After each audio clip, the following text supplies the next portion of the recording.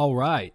NetDicks party people, thanks for tuning in. It's your host, Uncle Swag, your favorite movie reviewer, and I'm here to talk to you about Inside Man. It's a Denzel Washington flick, directed by Spike Jonze. Y'all know it. Came out in 2006. Had a $45 million budget. Grossed $185 million worldwide. Fucking pretty solid blockbuster, if you ask me, especially for Spike Lee. He is known for directing Black Klansman recently, Do the Right Thing, She's Gotta Have It. Let me see. Malcolm X was the other example. So yeah, Inside Man. Pretty fucking good. I liked it a lot. I don't know if I mentioned Denzel Washington, Clive Owen, Jodie Foster, Willem Dafoe. So pretty solid cast. I wasn't as huge on the supporting actors and actresses. It was a heist film, so a lot of them were hostages in there, and it gets a little cheesy at times, a little campy. Really, my only negative of the whole directing was the campiness of some of the shots inside the bank. I'm tempted to say he did it on purpose because the rest of the movie was so phenomenal, but yeah, I don't know. I think maybe it's a Spike Lee thing. It got a little National Lampoonsy for me. But I like that type of shit, so it didn't really bother me. Let's see. Yeah, I like that. I was a little pissed when I first saw Clive Owen. I'm not a huge fan of him, just a fucking British lump. But he actually turned it around on me, and I fucked with it.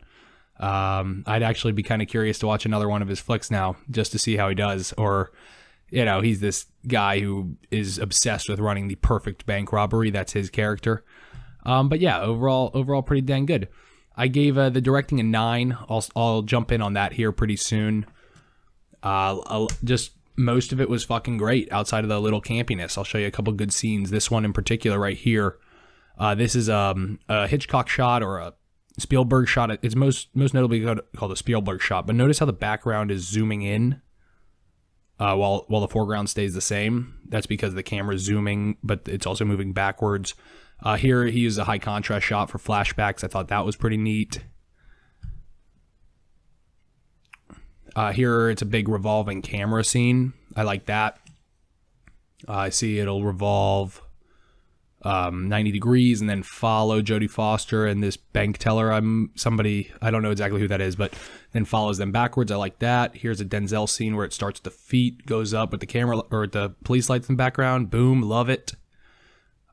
This next scene, I believe, yes, is a pretty sweet one. I just like how it starts with this slow zoom and the framed bank vault. Something about that gets me off. Gives me a little movie-gasm. So here, this is Clive Owen talking to one of his hostages. It's a kid.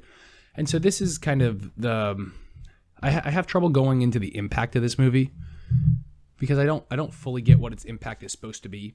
So Denzel is, and I'll stop talking at the funny parts because this one's pretty funny. He starts playing Grand Theft Auto, but so Denzel is a cop who can't get to where he wants to be in life. He's falling behind. He keeps talking about making first grade, and so somehow this job, some slimy stuff happens, and he gets a promotion. The bank owner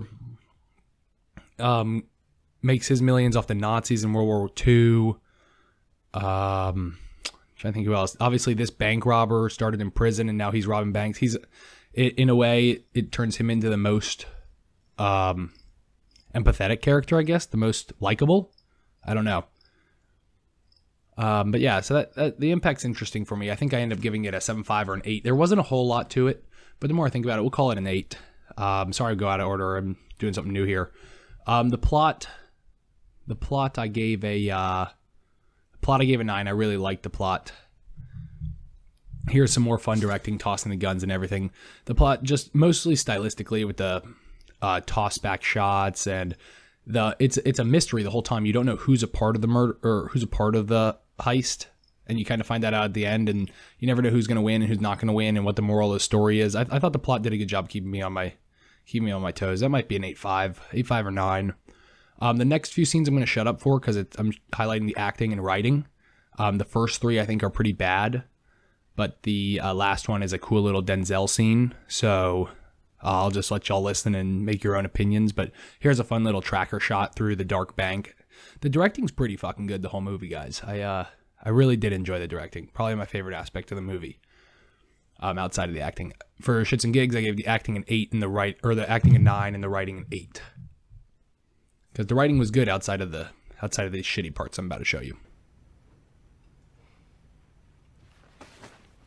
Fuck this shit. Look, they want to shoot me for taking off my mask. They can go ahead. You want to get us all killed?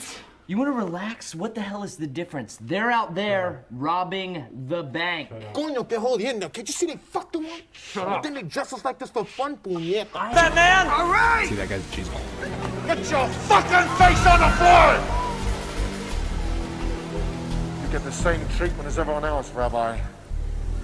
Get down. B-rate. Now, my friends and I are...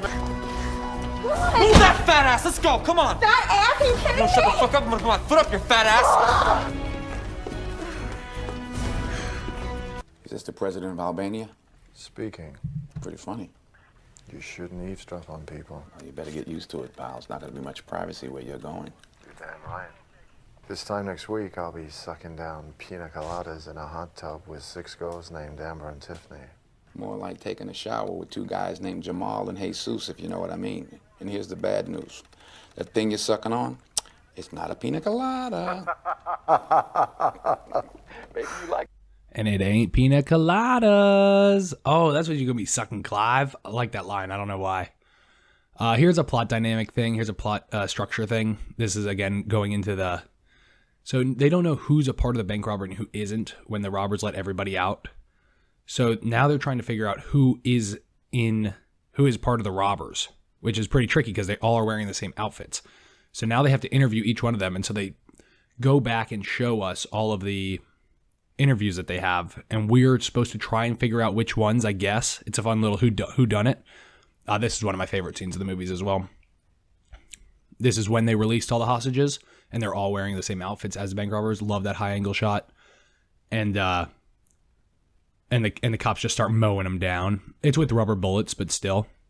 You know, they mentioned it earlier in the film, but it's just so much chaos and bodies hitting the floor. I love it. And here, yeah, I'll let Denzel take this one away.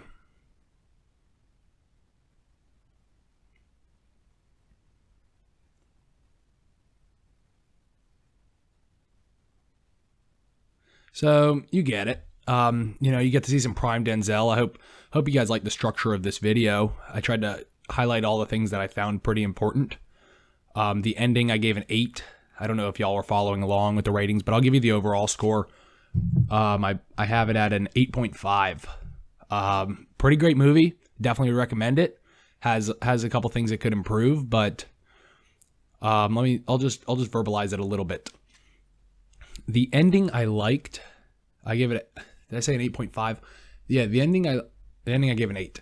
Overall 8.5. I like the ending because I could bump it up to an 8.5. There isn't a lot of closure.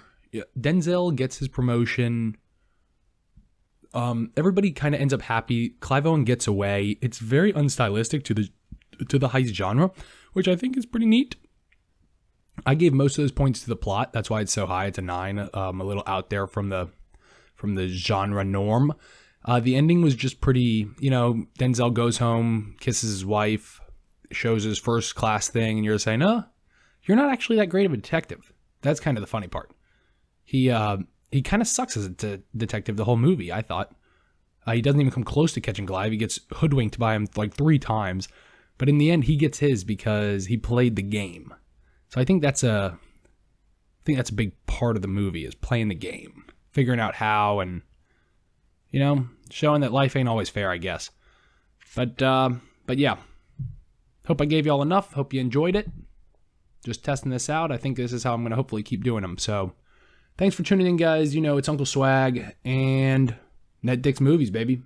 Have a good one. Thanks for tuning in.